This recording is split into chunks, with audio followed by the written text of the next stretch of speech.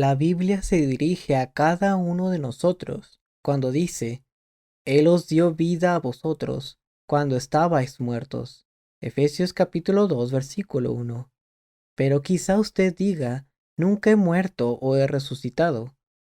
Aunque usted simplemente ha estado viviendo y respirando desde el día en que nació en este mundo hasta ahora, la Biblia dice, Él os dio vida a vosotros cuando estabais muertos en vuestros delitos y pecados. Efesios capítulo 2, versículo 1. Ya que este punto es muy claro, ¿cómo sucedió esto? ¿Y qué nos tratan de decir estas palabras? Si nos concentramos y examinamos la Biblia cuidadosamente, no es difícil para nosotros llegar a Génesis capítulo 2, versículo 17. Allí encontramos las palabras que Dios habló al principio a Adán, el padre de toda la humanidad. Mas del árbol de la ciencia del bien y del mal no comerás, porque el día que de él comieres, ciertamente morirás. Génesis capítulo 2, versículo 17. Aún así, al final, Adán comió del fruto del árbol del conocimiento del bien y del mal. De este modo llegó a ser un pecador y el padre de los pecadores, porque causó que toda la humanidad heredara este pecado. En ese tiempo, aunque Adán vivía y respiraba por fuera, él se encontraba en un estado de muerte espiritual ante los ojos de Dios. En este sentido, él estaba muerto en delitos y pecados.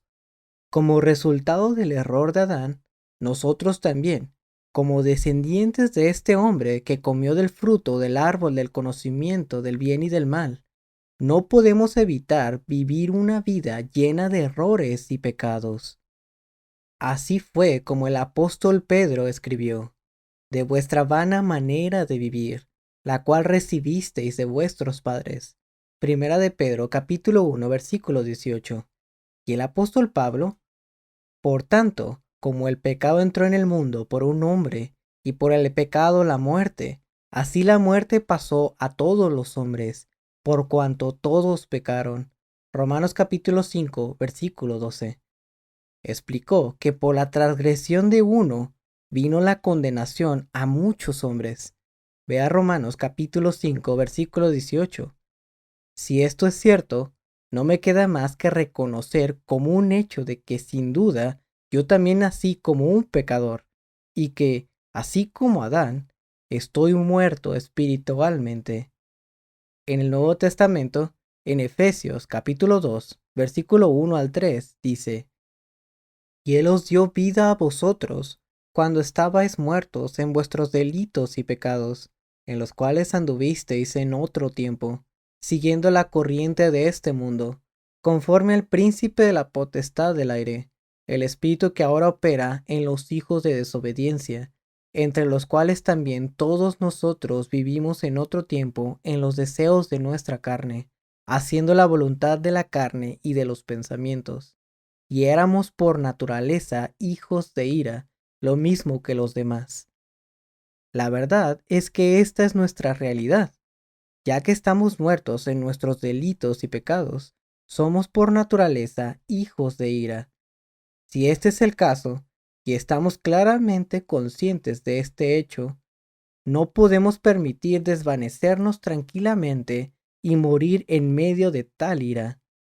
Por lo tanto, ahora, cada uno de nosotros necesita examinar su corazón en la luz de este espejo llamado la Biblia. Tal como examinamos nuestras caras al ser reflejadas en un espejo, necesitamos examinar nuestros pensamientos cuidadosamente uno por uno. Antes que nada, vamos a leer del libro de Jeremías, el capítulo 17, versículo 9 y 10. Engañoso es el corazón más que todas las cosas y perverso. ¿Quién lo conocerá? Yo, Jehová, que escudriño la mente, que pruebo el corazón, para dar a cada uno según su camino, según el fruto de sus obras.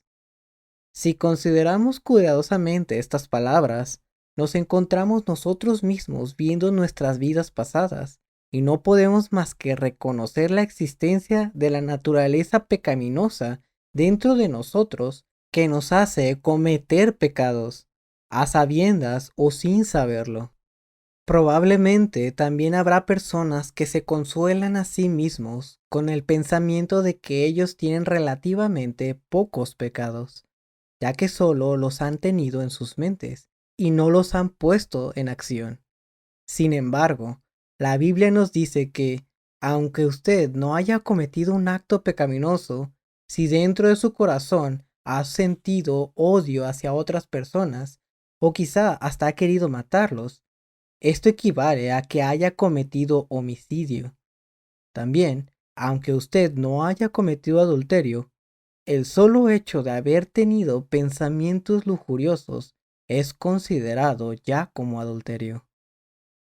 Ya que este es el caso, ¿quién entre nosotros puede declarar que no tiene pecado? Si leemos Mateo capítulo 5, versículos 21 y 22, y los versículos 27 hasta el 30, posiblemente no podremos negar la existencia de la naturaleza pecaminosa retorciéndose en nuestros corazones y en nuestros pensamientos. Oísteis que fue dicho a los antiguos, no matarás, y cualquiera que matare será culpable de juicio. Pero yo os digo que cualquiera que se enoje contra su hermano será culpable de juicio, y cualquiera que diga necio a su hermano será culpable ante el concilio, y cualquiera que le diga fatuo quedará expuesto al infierno de fuego. Mateo capítulo 5, versículo 21 al 22. Oísteis que fue dicho, no cometerás adulterio. Pero yo os digo que cualquiera que mira a una mujer para codiciarla, ya adulteró con ella en su corazón. Por tanto, si tu ojo derecho te es ocasión de caer, sácalo y échalo de ti, pues mejor te es que se pierda uno de tus miembros, y no que todo tu cuerpo sea echado al infierno. Y si tu mano derecha te es ocasión de caer, córtala y échala de ti, pues mejor te es que se pierda uno de tus miembros, y no que todo tu cuerpo sea echado al infierno. Mateo capítulo 5, versículo 27 al 30. Efesios capítulo 4, versículos 18 y 19, habla de nuestra naturaleza pecaminosa, diciendo, teniendo el entendimiento entenebrecido, ajenos de la vida de Dios por la ignorancia que en ellos hay, por la dureza de su corazón, los cuales, después que perdieron toda sensibilidad, se entregaron a la lascivia para cometer con avidez toda clase de impureza. Efesios capítulo 4, versículos 18 y 19. Ante la luz de este pasaje, probablemente ninguno podrá negar que todos nosotros hemos albergado una naturaleza pecaminosa como una enfermedad hereditaria a través de nuestras vidas.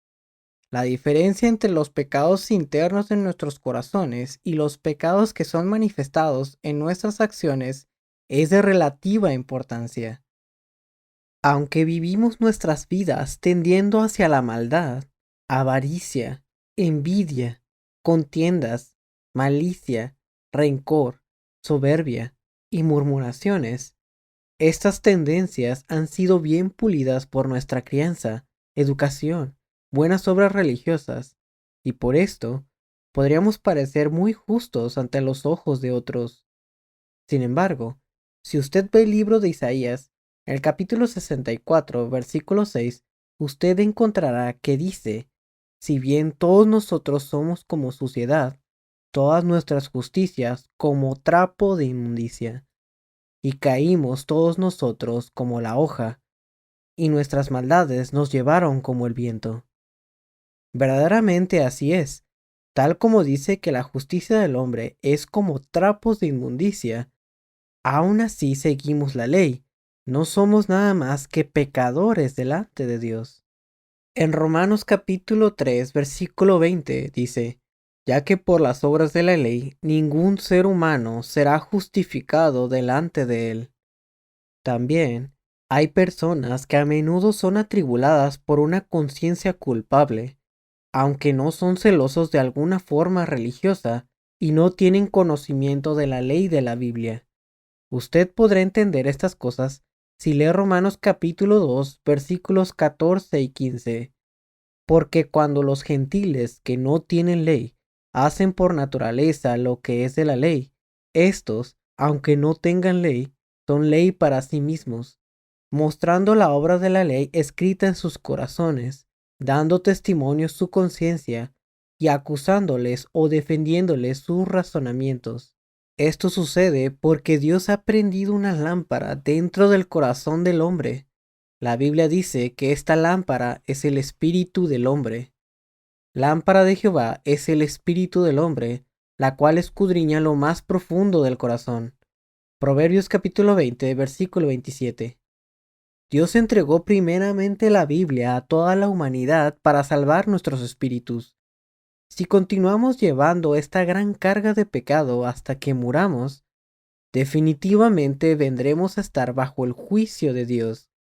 Pero Dios tuvo compasión de nosotros y mandó a su Hijo unigénito, Jesucristo, para recibir el juicio en nuestro lugar. En esa voluntad somos santificados mediante la ofrenda del cuerpo de Jesucristo, hecha una vez para siempre. Pero Cristo, habiendo ofrecido una vez para siempre un solo sacrificio por los pecados, se ha sentado a la diestra de Dios, porque con una sola ofrenda hizo perfectos para siempre a los santificados. Hebreos capítulo 10, versículo 10, versículo 12 y 14. Añade, y nunca más me acordaré de sus pecados y transgresiones, pues donde hay remisión de estos, no hay más ofrenda por el pecado. Hebreos capítulo 10, versículo 17 y 18. Si usted piensa acerca de estos versículos, podrá ver que la muerte de Jesucristo fue claramente el amor de Dios proveyendo perdón de pecados y el camino de la eterna salvación que Él nos da gratuitamente. Así también Cristo fue ofrecido una sola vez para llevar los pecados de muchos. Hebreos capítulo 9, versículo 28. Dios también dijo que Él nunca más se acordaría de nuestros pecados y transgresiones. Y nunca más me acordaré de sus pecados y transgresiones. Dios también ha dejado claro que donde hay remisión de estos, no hay más ofrenda por el pecado. Hebreos capítulo 10, versículo 18. Este sacrificio, la muerte de Cristo en la cruz, no fue como los sacrificios que los judíos ofrecían cada año. Fue un sacrificio eterno ofrecido de una vez y para siempre. Por eso, mucho antes que Jesús naciera en este mundo en forma humana, en otras palabras, antes que el Verbo se hiciera carne y se presentara delante del hombre, Dios dijo a través del profeta: entonces dije, he aquí, vengo, en el rollo del libro está escrito de mí, el hacer tu voluntad, Dios mío, me ha agradado, y tu ley está en medio de mi corazón. Salmos capítulo 40, versículos 7 y 8. Luego, mucho después, fue escrito, pero ahora, en la consumación de los siglos, se presentó una vez para siempre por el sacrificio de sí mismo para quitar de en medio el pecado.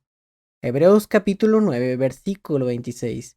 Y dijo, pero Cristo, habiendo ofrecido una vez para siempre un solo sacrificio por los pecados. Hebreos capítulo 10, versículo 12. Y, porque con una sola ofrenda hizo perfectos para siempre a los santificados. Hebreos capítulo 10, versículo 14. Cada uno de nosotros es pecador desde el día en que nacemos hasta el día en que morimos. Ya que somos pecadores, no podemos hacer nada más que cometer pecados. Sin embargo, Dios no solo mira los pecados del pecador, por lo que a fin de dar una mirada amorosa a estos, es que entregó a su Hijo para que fuera crucificado, cubriendo así nuestro sucio y repugnante pecado con la sangre de Jesucristo. Entonces, desde el punto de vista de Dios, los pecados de usted, mis pecados y los pecados de todos han sido completamente perdonados. Refiriéndose a este asunto, Dios dijo, quitaré el pecado de la tierra en un día. Zacarías capítulo 3, versículo 9. ¿A qué más puede referirse este versículo sino a la muerte del Cristo en la cruz? Ninguno de nosotros nació como pecador porque quería. Es simplemente que en el momento que nuestro antepasado, Adán, comió del fruto del árbol del conocimiento del bien y del mal, que él se convirtió en pecador, por lo que nosotros somos pecadores desde el momento en que nacemos, habiendo heredado la naturaleza del pecado que ha sido transmitida a cada uno de nosotros. Ya que cada uno nace como pecador de esta manera, Dios ha declarado, no hay justo, ni aun uno. Romanos capítulo 3, versículo 10. También, ya que todos hemos llegado a ser pecadores, no por algo que hemos hecho, sino por Adán, Dios no quiso que nosotros mismos pagáramos el precio de nuestros pecados. Esta es la razón por la que Dios removió todo el pecado del mundo entero en un día a través de la crucifixión de su Hijo unigénito.